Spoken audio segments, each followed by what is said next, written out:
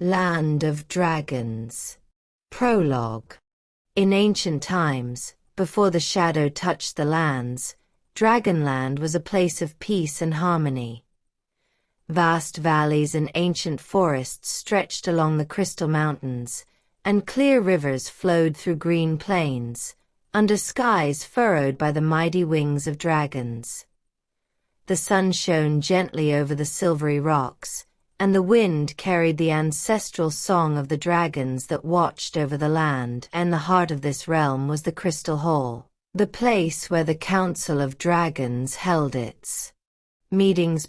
Three wise dragons, Aurvandil, the old golden dragon, 𝕍𝖆𝖓, the silver dragon, and 𝕍𝖃, the red dragon, ruled Dragonland with wisdom and justice. They maintained the balance between light and darkness, protecting the kingdom from any threat from without. But peace would be shattered when a deep shadow crept into the land.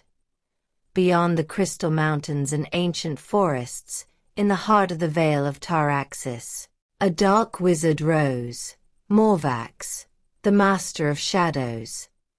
𝕁𝖆𝖓𝖃 gathered dark powers and enslaved the minds of the weak, spreading fear and chaos throughout the kingdom.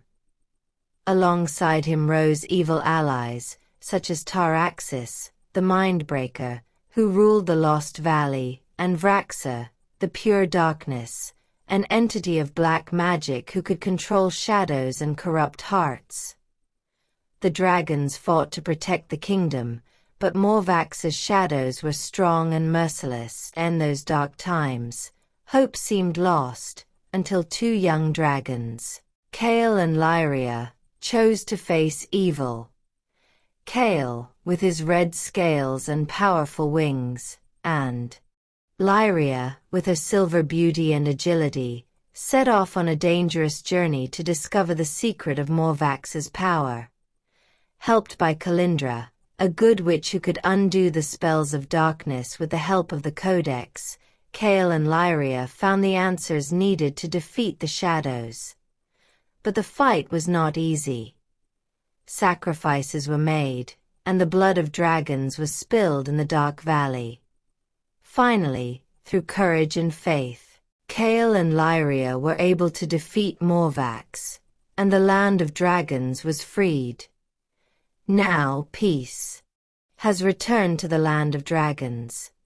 But shadows always lurk in the shadows, and two dragon cubs, Argon and Solara, prepare for the day when they will have to defend their kingdom. Because in the land of dragons, the battle between light and darkness never ends. Chapter 1.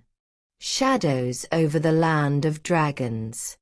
The sun rose slowly over the snowy peaks of the Crystal Mountains, illuminating the green valleys and sparkling lakes of the Land of Dragons with golden rays. The air was fresh, and the song of the wind intertwined with the gentle sounds of nature. On this clear morning, the dragons woke up to life, ready for a new day of flights and stories. But an unsettling shadow hovered over the forests, a foreboding dark that only the oldest felt in the wind.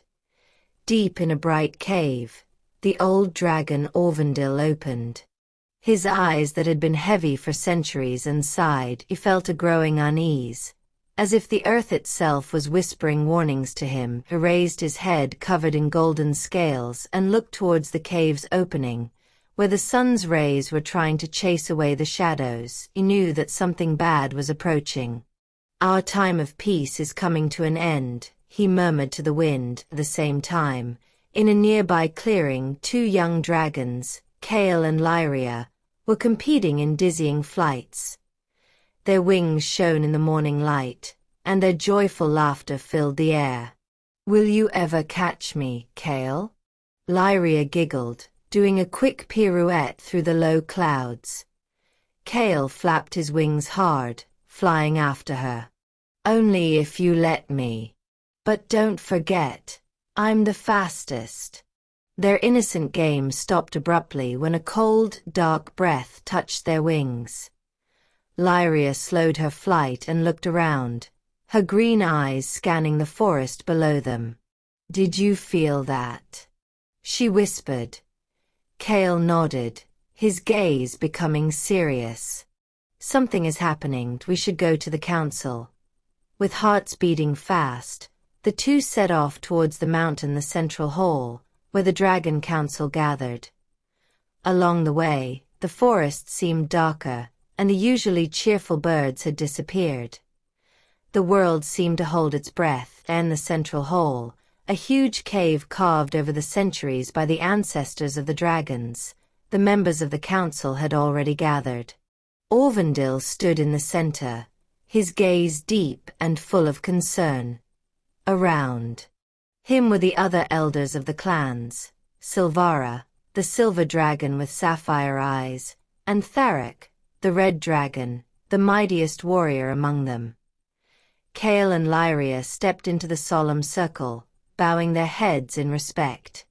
Our youth have felt the unease too, Aurvandil said in a deep voice. The shadow of 𝕁𝖃𝖓 is approaching, a murmur ran through the gathering. Silvara spread her graceful wings. We must find out what he is planning, we cannot wait to be attacked in our own home. 𝕉𝖃 raised his head. I say attack first. Take the fight to the Wizarding Lands and end the threat. Aurvandil shook his head. A hasty attack could spell our end.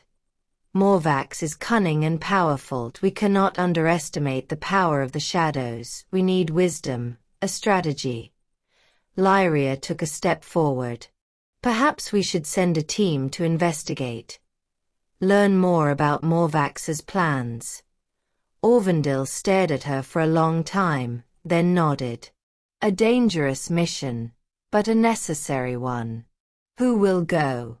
Kale took a step forward, his eyes burning with determination. I will go. Lyria looked at him with concern, but then raised her chin. Me too. 𝕉𝖃 growled softly. You are young. You have not yet seen the horrors of war. That is why we must go, Kale replied. We are swift and discreet, we can bring back the information you need. Aurvandil surveyed them both, then nodded. Very well. You will leave at dawn, be careful, for the shadows are cunning. And remember, the most important thing is to return safely to his obsidian tower. 𝕁𝖃𝖓 gazed into a crystal bowl, images of the Dragonlands reflected in the light. His dark eyes glittered with hatred and desire. Soon, your greatness will be but a memory, he whispered. I will cast my shadow over your forests and mountains, I will bring the dragons to their knees, I will subdue them. Behind him, the shadow creatures murmured and hissed, awaiting their master's command. 𝕁𝖃𝖓 reached over an ancient scroll, uttering forbidden incantations, and a black energy rose into the air. He planned to trap the dragons in shadow traps and break their will. But to do that, he had to find a way into the heart of their land. They will come to me, 𝕁𝖃𝖓 said, smiling coldly. And then I will catch them in the land of the dragons. Kale and Lyria prepared for their journey. They sharpened their claws and strengthened their wings with a mixture of leaves and crystals, an ancient tradition meant to provide them with protection. Aurvandil handed them a shining amulet, a symbol of courage and hope. May the light of the dragons guide you, he said solemnly. As dawn broke, the two rose into the sky, heading for the Shadow Mountains. Above them, heavy clouds seemed to gather, and the world held its breath. Their adventure began, a mission that would change the fate of the Dragonlands forever.